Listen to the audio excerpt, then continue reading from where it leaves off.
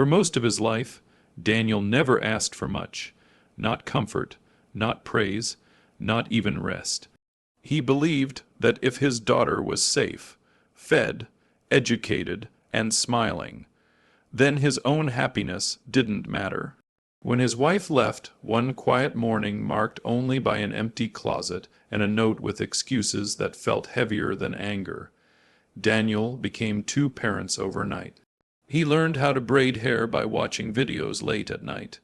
He memorized school schedules, doctor appointments, favorite snacks, and the exact way his daughter liked her eggs in the morning.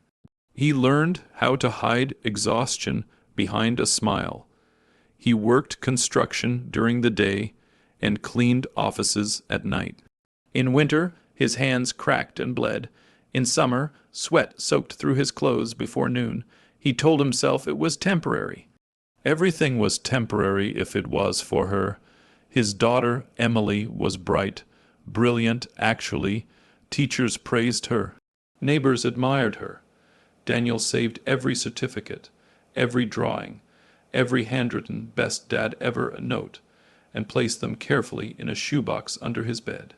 On nights when the house felt too quiet, he opened that box just to remind himself why he kept going. But somewhere between her teenage years and adulthood, things began to change. At first, it was small. Shorter conversations, delayed replies, missed calls explained away by busy schedules. Daniel didn't complain. He understood, or at least he tried to. He told himself that growing up meant growing away, and that love didn't need daily proof to exist. When Emily went to college, he stood alone in the parking lot after helping her move in, watching other families hug, cry, and laugh together. She gave him a quick smile, already distracted by her new world. "Call me when you get settled," he said. "Sure, Dad," she replied, already turning away. Weeks passed, then months. He called, left voicemails, sent messages asking simple things, *, "Did you eat today? How are your classes? Are you feeling okay?" *, most went unanswered. Still, he never stopped trying. On her birthday, he mailed a small gift and a handwritten letter. It came back unopened. On holidays, he cooked too much food and packed leftovers into containers he never used. On nights when his chest ached and his doctor warned him to slow down, he sat alone in the hospital waiting room, staring at his phone, hoping she might call. She never did. 5 years passed like that. 5 years of silence that was louder than shouting. During that time, Daniel lost his old job when the company shut down. He nearly lost his apartment.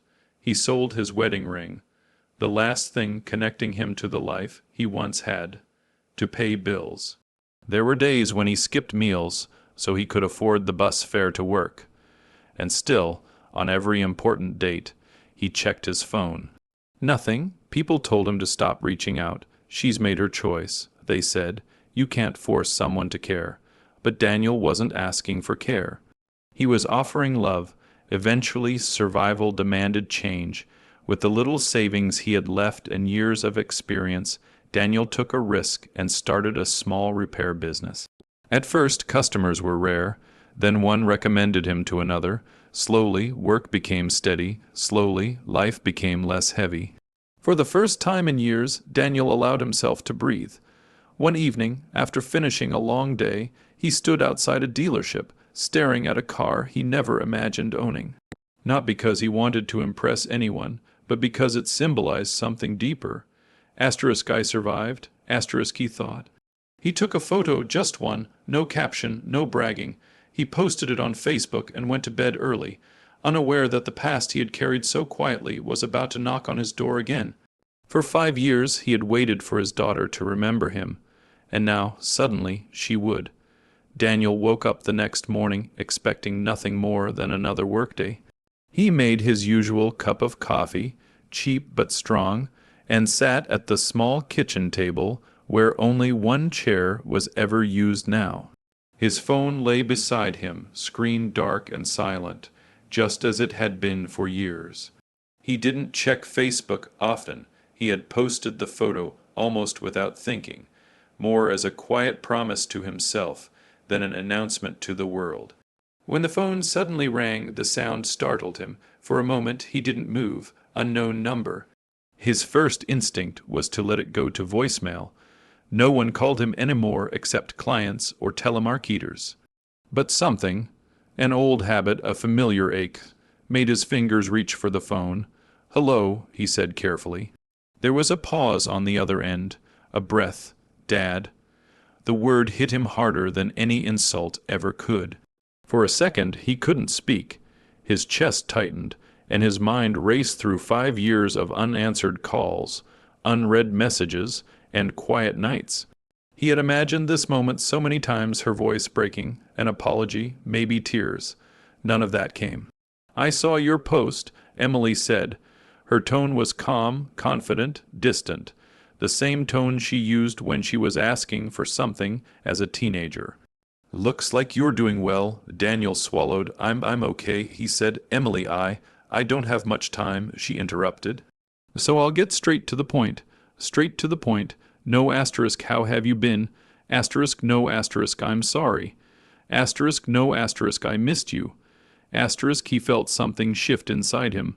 Something quiet but heavy. "I'm having a dinner tomorrow night," she continued. "You should come." His heart jumped despite himself. "Dinner," he repeated softly. "I'd like that." She paused as if weighing her next words. "And bring $200,000 with you." Silence filled the line. Daniel stared at the wall across from him, where a small crack ran from the ceiling down toward the floor. He wondered how long it had been there, how many things he had missed while waiting for someone who never looked back. 200,000, he asked gently, hoping still that he had misunderstood. "Yes," she replied without hesitation. "I know you can afford it. The car proves that. The car, not the years of sacrifice, not the nights without sleep, not the love he had never stopped giving, just the car." Daniel closed his eyes. "You disappeared for 5 years," he said quietly. "I didn't even know if you were alive. I was busy building my life," Emily said flatly. "You should understand that." He almost laughed, but the sound caught in his throat. "I always understood," he said. "That was never the problem." She exhaled, impatient. "Look, Dad, this is important. I'm counting on you. Dinner tomorrow at 7. Don't be late." The call ended before he could say anything else. Daniel sat there for a long time, the phone still pressed to his ear, listening to nothing. So this was it. The call he had waited for didn't come with love. It came with conditions. He felt a familiar pain rise, but this time it didn't break him. Instead, something steadier took its place. He stood up, walked to his bedroom, and opened the old shoebox beneath his bed. Inside were the drawings, the certificates, the faded notes that said asterisk, "Best Dad Ever." Asterisk, he ran his fingers over them slowly. "I'll come," he said softly to the empty room, but he wouldn't come the way she expected. That night, Daniel didn't sleep much. He wasn't angry. He wasn't bitter. He was clear. For the first time in 5 years, he wasn't preparing to beg for love. He was preparing to tell the truth. The restaurant Emily chose was nothing like the places Daniel used to take her when she was younger. This one glowed with polished marble floors, soft golden lighting, and quiet music that felt carefully expensive. Valets stood outside in tailored suits.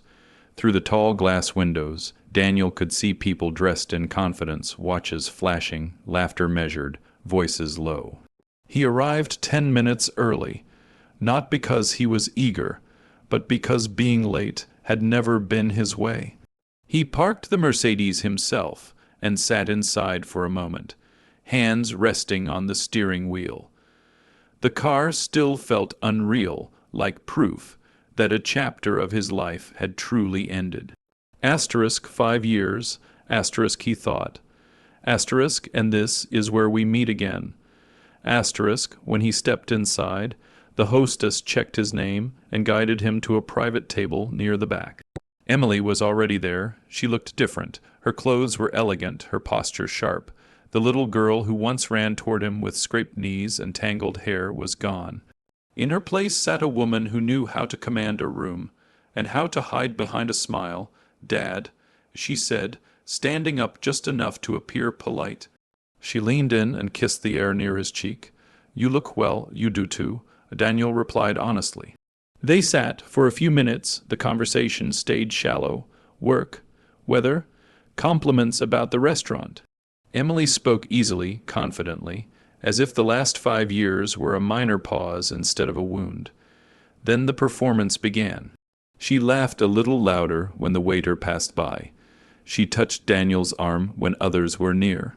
Anyone watching would think they were a loving father and daughter reconnecting after a long absence. But when they were alone again, her hand withdrew. "So," she said, folding her napkin neatly, "about the money." Daniel met her eyes calmly. "You didn't explain why you need it." She hesitated just a flicker. "Then it's an investment, a business opportunity, something that could really take off. Have you invested your own money?" he asked. Her lips tightened. "This isn't about that." "No," Daniel said softly. "It's about trust." She sighed, annoyed. "Why are you making this difficult? You've always helped me before." The word stung more than he expected. Asterisk before, asterisk he thought. Asterisk when I existed. Asterisk I helped because you needed me, he said, not because you demanded it. Emily leaned back in her chair, studying him as if he were a stranger. "You're acting different." "I am different," Daniel replied. The food arrived, plates placed carefully between them like a barrier. As Emily ate, she talked. About herself, her plans, her future. She never asked about his life, not his health, not his work, not the years she missed. Daniel listened quietly, nodding when appropriate, his hands folded neatly on the table. Inside his jacket pocket, he felt the familiar weight of an envelope. Halfway through the meal, she lowered her voice. "You brought it right." "Yes," he said, her eyes lit up. Just for a second, not with gratitude, with relief. "Good," she said. "After dinner we'll handle the transfer." Daniel set his fork down. "Emily," he said gently, "do you remember the night before your first day of college?" She frowned. "What?" "You were nervous," he continued. "You couldn't sleep. You said you were scared I wouldn't be proud of you anymore." Her expression shifted, confusion mixing with discomfort. "I told you something that night," he said. "I said no matter where you go, no matter who you become, you never have to earn my love." The silence between them grew heavy. "That hasn't changed," Daniel said. "But tonight isn't about money for me." She crossed her arms. "Then what is it about?" He reached into his jacket. "Truth," he said quietly. He placed the envelope on the table between them. Emily stared at it, then back at him, impatience creeping into her voice. "What is this?" "A surprise," Daniel replied. She smiled thinly, finally. She had no idea, and the mask she wore so carefully was about to fall. Emily reached for the envelope immediately. Her fingers were quick, confident, already claiming what she believed was hers. She slid a manicured nail under the flap and opened it without hesitation. The smile on her face faded. Inside was not cash, not a check, not even a bank receipt. Her brows knitted together as she pulled out the contents, neatly arranged documents, clipped and labeled. She flipped through them once, then again, faster this time. "What is this?" she snapped, her voice low but sharp. Daniel didn't raise his voice. He didn't rush his words. "It's everything you never asked about," he said calmly. Emily's eyes scanned the pages again. Legal headings, dates, names, her name. Her color drained. The first document was a *** property, deed ***. Not in her name, but in a trust. A trust she had never known existed. One Daniel had quietly set up years ago, when she was still in college, back when he thought distance was temporary. The second was a *** financial statement ***, detailing every dollar he had saved for her education, her future, her safety. Money he never spent on himself, money she never thanked him for. Then came the last paper, a *** revocation letter ***. Her hands began to shake. You can't be serious," she whispered. "I am," Daniel replied. 5 years ago, I made you the beneficiary of everything I had, not because you asked, because you were my daughter. Emily's voice rose. So where is the money? Daniel met her gaze steadily. Gone. She stood up so abruptly that her chair scraped loudly against the floor.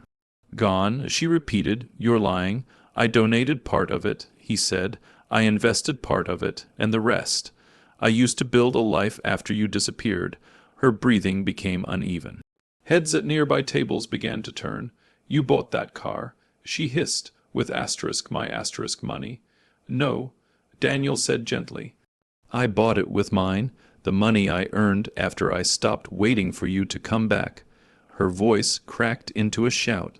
You did this on purpose. That was when the scream came raw, uncontrolled, echoing through the quiet restaurant.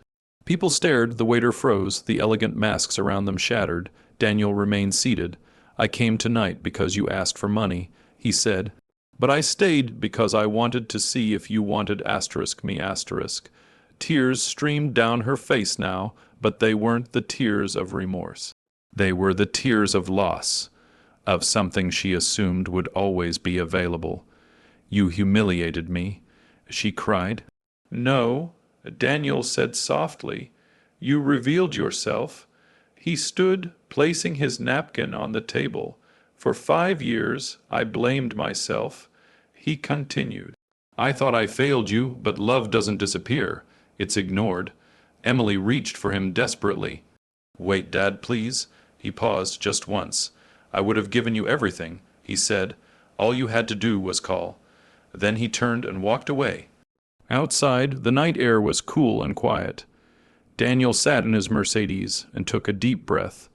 His hands were steady. His heart, finally, was light. He didn't feel victorious. He felt free. Behind him, inside the restaurant, Emily was still crying, surrounded by witnesses, wealth, and consequences. And for the first time in his life, Daniel drove forward without looking back.